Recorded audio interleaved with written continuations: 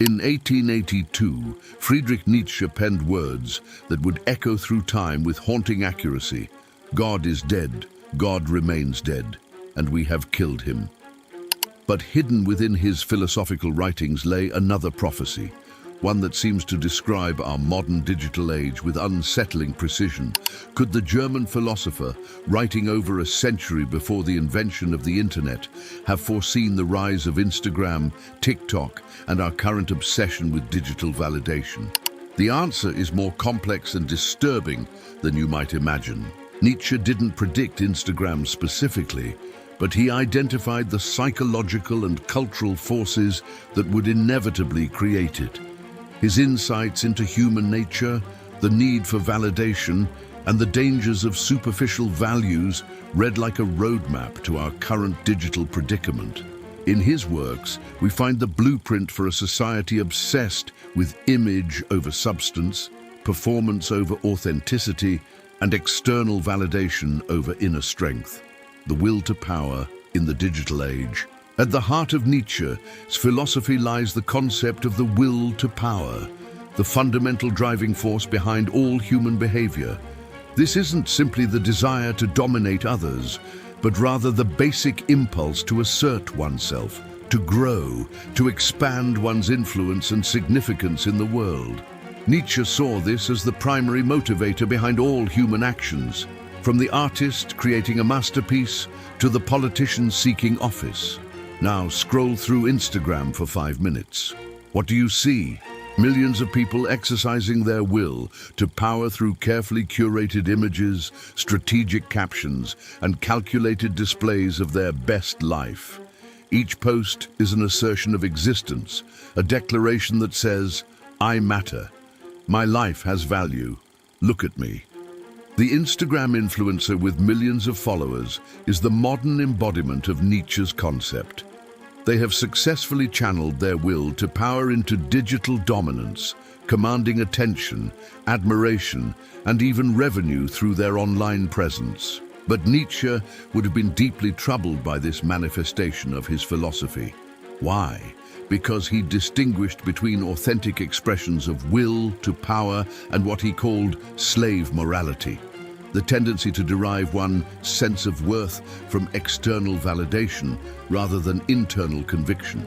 Social media, he would argue, has created the ultimate slave morality system where our sense of self-worth is perpetually dependent on the approval of strangers. The last man prophecy. Perhaps Nietzsche's most chilling prediction about our digital age comes from his concept of the last man. In Thus Spoke Zarathustra, he described a future humanity that had become comfortable, complacent, and utterly lacking in ambition or greatness. The last man seeks only pleasure, comfort, and the approval of his peers. He avoids risk, challenge, or anything that might disturb his comfortable existence. What is love? What is creation? What is longing? What is a star? Asks the last man, and then blinks, according to Nietzsche's text.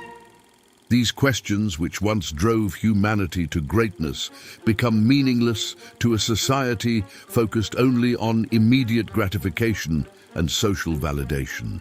Does this sound familiar? Consider the average social media user's day. Wake up, check likes and comments from the night before, spend time crafting the perfect post, refresh feeds constantly for new content, seek validation through engagement metrics, and repeat. The digital dopamine hit from a well-received post has replaced the deeper satisfactions of meaningful achievement, genuine relationships, and personal growth. The last man, in Nietzsche's vision, would rather be comfortable than great. He would choose the easy path over the challenging one, the popular opinion over the difficult truth, the quick pleasure over lasting fulfillment. Social media algorithms have created the perfect environment for the last man to thrive, feeding him exactly what he wants to see, confirming his existing beliefs, and never challenging him to grow beyond his comfort zone. The Marketplace of Vanity. Nietzsche wrote extensively about the marketplace as a metaphor for the corrupting influence of public opinion on individual authenticity. In his view, the marketplace was where genuine ideas went to die, replaced by popular opinions and crowd-pleasing performances. In the marketplace, he wrote, no one believes in higher men. Social media has created the ultimate marketplace, a global bazaar where human worth is traded like a commodity. Likes, follows, shares, and comments become the currency in this new economy of attention. People don't just participate in this marketplace, they become the product being sold. The influencer economy perfectly exemplifies Nietzsche's concerns about marketplace mentality. Successful social media personalities quickly learn that authenticity doesn't always sell. Instead, they must craft personas that generate engagement, controversy, or aspiration. The result is a performance of life rather than life itself. Consider how people behave differently when they know they're being watched and potentially recorded for social media. Experiences become photo opportunities, relationships become content. Even acts of kindness are often performed with one eye on how they'll play to an online audience. Nietzsche would see this as the ultimate corruption of human spontaneity and authenticity. The death of privacy and solitude. One of Nietzsche's most profound insights was the necessity of solitude for developing authentic selfhood. He believed that genuine self-knowledge and personal growth required extended periods of introspection, away from the influence and judgment of others. All truly great thoughts are conceived while walking, he famously said, emphasizing the importance of being alone with one's thoughts. Our digital age has virtually eliminated solitude. Even when physically alone, we're constantly connected to others through our devices. The average person checks their phone over 100 times per day, ensuring that solitude, true mental solitude, has become almost impossible. This constant connectivity prevents what Nietzsche called self-overcoming, the process by which individuals transcend their current limitations and become who they are truly meant to be. Self-overcoming requires honest self-examination, which is difficult when we're constantly performing for an audience or seeking validation from others. The fear of missing out, FOMO, that drives much of social media usage is, in Nietzschean terms, a fear of missing external validation.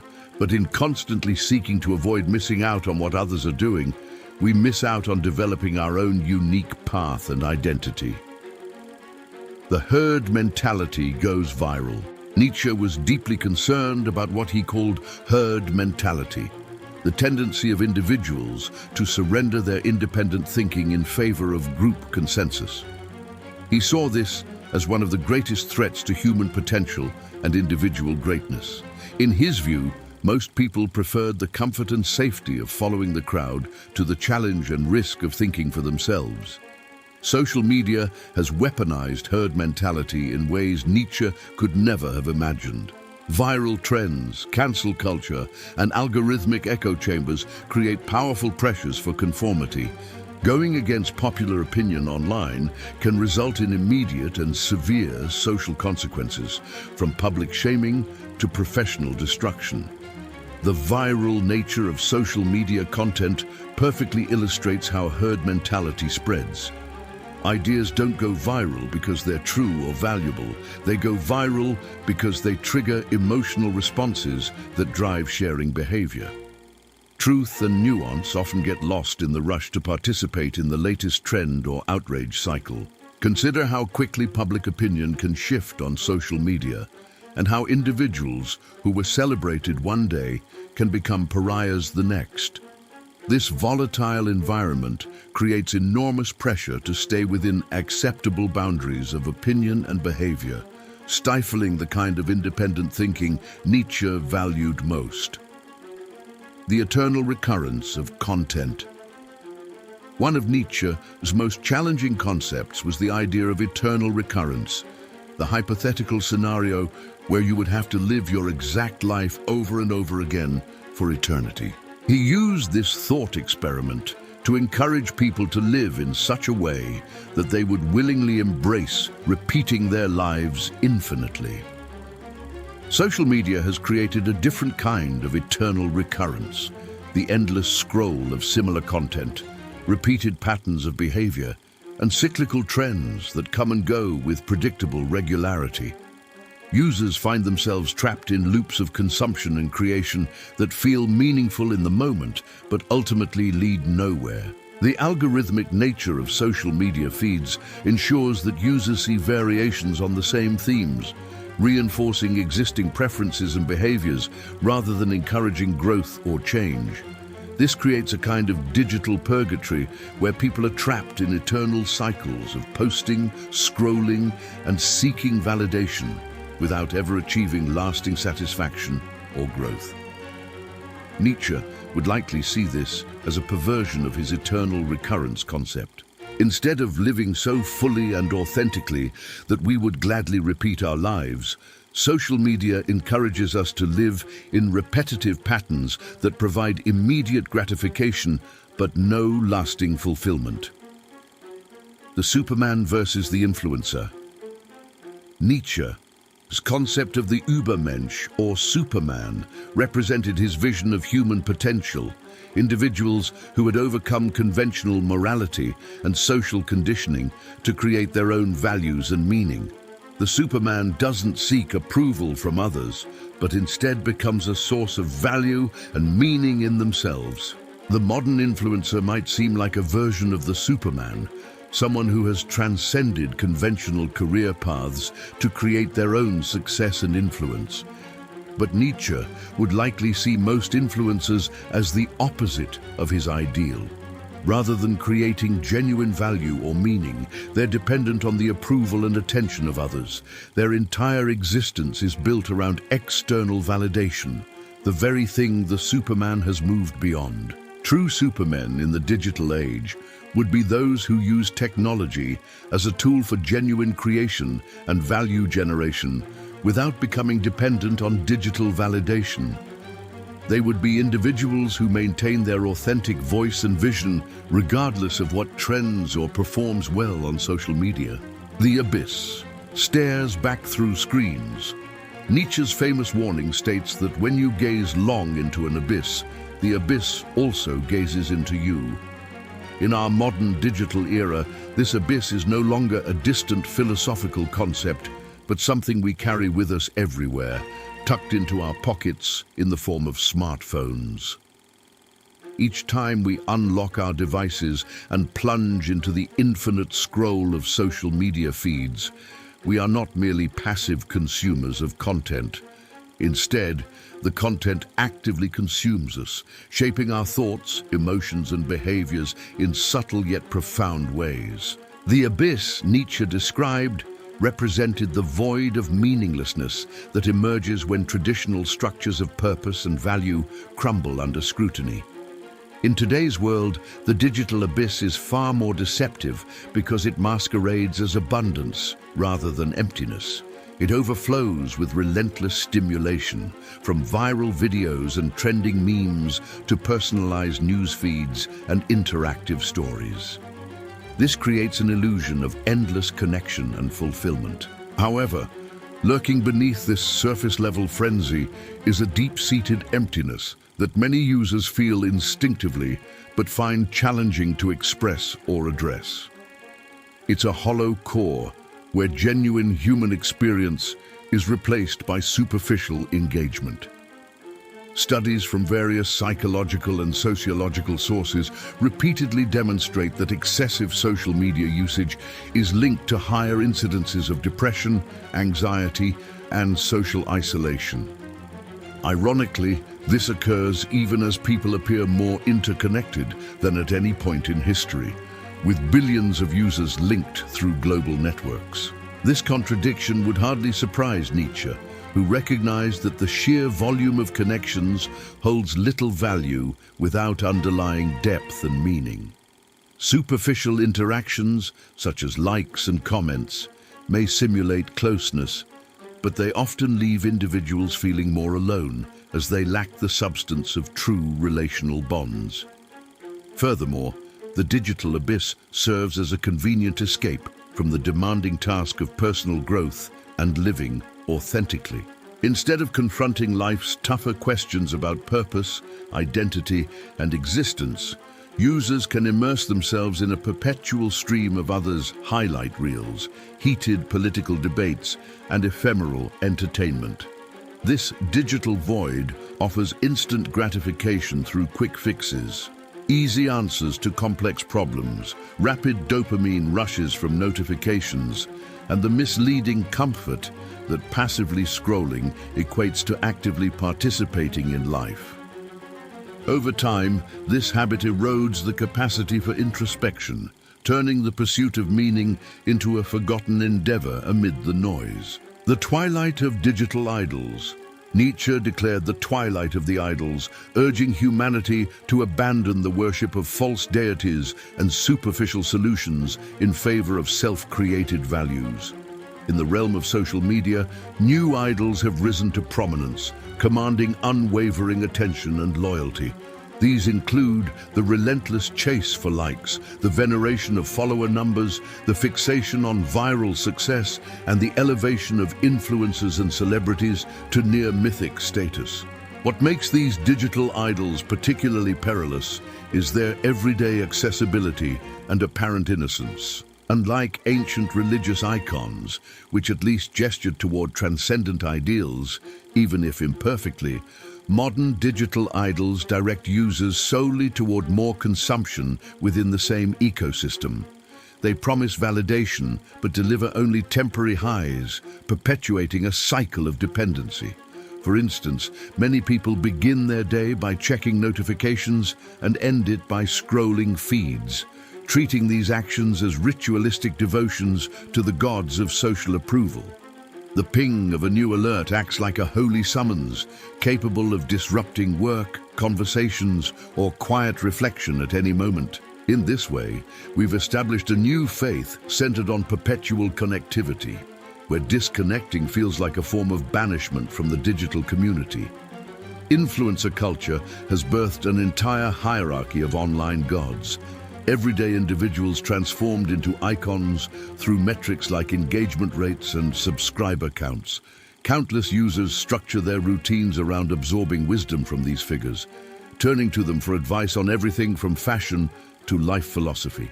Yet the primary credential of these digital prophets is often their skill in captivating audiences online, rather than any profound expertise or lived experience.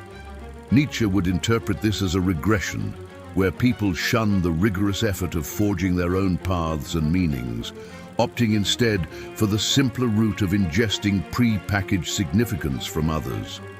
However, this digital sustenance, much like junk food for the mind, fails to provide true nourishment for the spirit, leaving users perpetually hungry for more. The genealogy of online morality. In his work, On the Genealogy of Morality, Nietzsche dissected how moral frameworks evolve, often serving power structures rather than genuine truth or human advancement. Social media has spawned its own moral ecosystems, driven by phenomena like viral outrage, cancel culture, and algorithms that prioritize sensationalism. These online moralities favor emotional intensity over balanced factual discourse. Content that evokes strong feelings, such as indignant fury, tales of victimhood, or displays of moral superiority, tends to spread fastest and widest, amplified by platform algorithms. This setup incentivizes oversimplification, where nuanced arguments are sidelined in favor of black and white stories that provoke immediate reactions. For example, a tweet or post that stirs controversy can garner millions of views overnight, while a thoughtful analysis might languish in obscurity. The rapid pace of digital exchanges has stripped away the deliberate reflection Nietzsche deemed essential for ethical thinking. Online collectives can assemble swiftly, ruining reputations based on partial facts and knee-jerk emotions, without pausing for verification or context. Nietzsche's notion of ressentiment, A mindset where one's sense of virtue stems from opposing perceived evils in others thrives in this environment. Users boost their social standing by publicly denouncing violations of prevailing norms, often disproportionately or unjustly, deriving moral satisfaction from condemnation rather than from their own constructive deeds. Ultimately, this fosters a slave morality, in Nietzsche's terms, where ethical identity is built on negativity and opposition, not on personal accomplishments or positive contributions. It transforms morality into a performative act, more about signaling alignment with the crowd than pursuing individual or collective flourishing. The crisis of digital authenticity. Nietzsche's philosophy shines brightly in addressing social media's profound authenticity dilemma. Platforms incentivize polished performances over sincere expression, prioritizing clicks and shares over honesty and integrity. Users discover that raw, unfiltered sharing often yields less reward than meticulously designed personas tailored to elicit desired responses. Even posts marketed as authentic on platforms like Instagram follow scripted formulas, staged, spontaneous photos, timed vulnerability shares for peak engagement, and honest monologues crafted to manipulate emotions. This commodification of genuineness corrupts true self-revelation, as Nietzsche would argue, turning it into just another tool for audience manipulation. This issue permeates entire online identities, where individuals curate their profiles like art galleries, displaying only flattering elements that fit a narrative. The outcome is a society skilled in mimicking authenticity, but inept at embodying it.